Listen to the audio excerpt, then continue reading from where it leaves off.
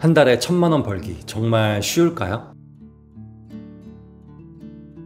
요즘에 월 1,000만 원 벌려면 이렇게 해보세요 이런 것들이 너무 많잖아요. 더 나아가서는 이렇게만 하면 월 1,000만 원 버는데 왜 못해? 이렇게 비아냥거리는 경우도 있습니다. 월 1,000만 원 버는 방법 한번 뭐가 있는지 제 나름대로 정리를 한번 해봤어요. 첫 번째, 월급으로 번다. 연봉 1억이면 월급 한 660만 원 정도고 연봉 2억이면 월급 한 1,100만 원 정도 합니다. 그러니까 월급으로 월 1,000을 벌려면 연봉이 2억 정도 되어야 하는데 대기업 기준으로 상무 정도 돼야 연봉 2억 정도 되고 상무가 되려면 최소 20년은 근무를 해야 됩니다. 초일류 대기업이나 전문직이 아닌 이상 그 전까지는 2억 근처도 못 갈 뿐더러 임원이라는 것은 말 그대로 임시 직원이에요. 매년 재계약을 하기 때문에 언제 잘릴지 모릅니다. 어떤 회사에서는 일부러 1년 동안 임원 시키고 내보내는 경우도 허다합니다. 임원이라는 게 다 좋은 건 아니겠죠. 두 번째 방법으로는 사업으로 번다. 사업의 종류는 너무나 많습니다. 음식점, 카페, 온라인 유통, 스타트업 같은 거겠죠. 그런데 이거 쉽지 않습니다. 유튜브나 강의에서 아무리 알려줘도 모든 것, 섬세한 것 하나하나까지는 알려줄 수가 없어요. 예를 들면 카페를 한다면 인테리어는 어떻게 하고 동선을 어떻게 하고 커피 기계는 어디에 배치하고 조명은 뭘로 하고 진상 손님이 왔을 때 어떻게 대처하고 청소는 어떻게 하고 이런 모든 상황들이 조금씩 다르기 때문에 절대로 강의로서는 배울 수가 없습니다. 그 강사나 유튜버는 자기가 이런 걸 해봤으니 잘 되더라 이런 경험을 풀어놓는 것일 뿐 그동안 겪어왔던 모든 순간의 상황을 알려줄 수가 없어요. 그래서 그것만 보고 내가 사전 지식과 경험도 별로 없이 도전했다가는 금방 망합니다. 여러분들 주변에 음식점이 있었다가 없었다가 카페가 생겼다가 없어졌다 계속 바뀌잖아요. 그분들이 처음 시작할 때는 다 조사를 해봤을 거예요. 여기 사람들이 어떻게 지나다니고 주변에 이런 게 없고 하니까 내가 딱 하나 차리면 잘 될 거야 이런 생각으로 오픈을 하셨을 겁니다. 그런데 실상은 그렇지가 않아요. 현실은 냉정하거든요.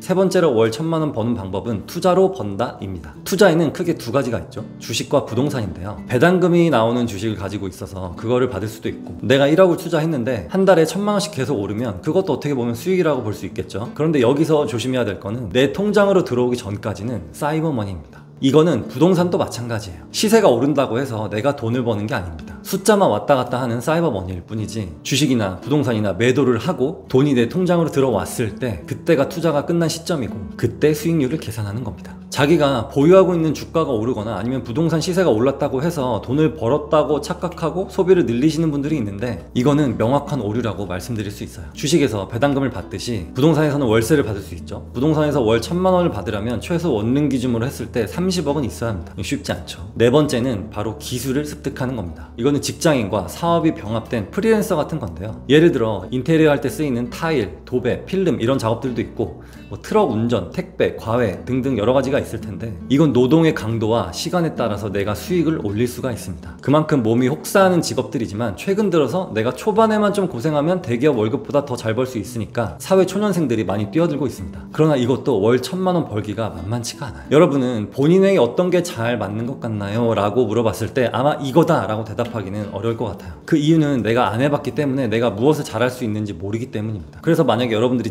직장인이라면 직장을 다니면서 뭔가를 시도해보는 게 중요한데요. 각자의 상황과 능력에 맞는 것들을 찾아가는 과정이 매우 중요합니다. 강의나 유튜브에서 이걸 하면 월 1,000만 원 무조건 번다 이런 거는 사실 참고만 해야지 절대로 그게 정답이 아닙니다. 그런 영상을 보고 나는 왜 못하지? 나는 바보인가? 내가 좀 부족한가? 이런 생각을 절대 안 하셨으면 좋겠어요. 그 사람들 말대로 누구나 월 1,000만 원 벌면은 이 세상 사람들 다 하겠죠. 근데 현실은 그게 아니라는 거예요. 각자 처한 위치가 다르고 적성이 다 다르기 때문에 너무 좌절하지 말았으면 좋겠어요. 특히나 월급쟁이는 노예다 라고 하시는 분들이 있는데 저는 그렇게 생각하지 않습니다. 저도 월급을 모아서 투자를 시작할 수 있었고 이자 때문에 힘들 때마다 월급으로 겨우겨우 메꿔가던 시절이 있었거든요. 만약에 제가 월급이 없었다면 사업이든 투자든 할 수 있었을까요? 아닙니다. 아무것도 못했을 거예요. 그래서 월급의 노예라는 말은 적절치 못하다고 봐요. 지금 여러분들이 월 1,000만 원 못 번다고 해서 자신을 비하할 필요 없고요. 내가 무엇을 잘할 수 있는지 한번 생각해보는 시간을 갖는 건데요. 저 같은 경우는 절약과 절제를 잘했습니다. 그리고 한번 꽂히면 계속 하려고 했어요. 그 기질은 중학교 때 나타났는데요. 예전에 오락실에 더 킹 오브 파이터즈 라는 게임이 있었는데 제가 일산 짱이었습니다. 제 나이 또래에 그 게임 좀 한다는 사람들 중에 저를 모르는 사람이 없었어요. 동네 오락실을 다 평정하고 다녔거든요. 그러다가 지면 너무 분해서 연습하고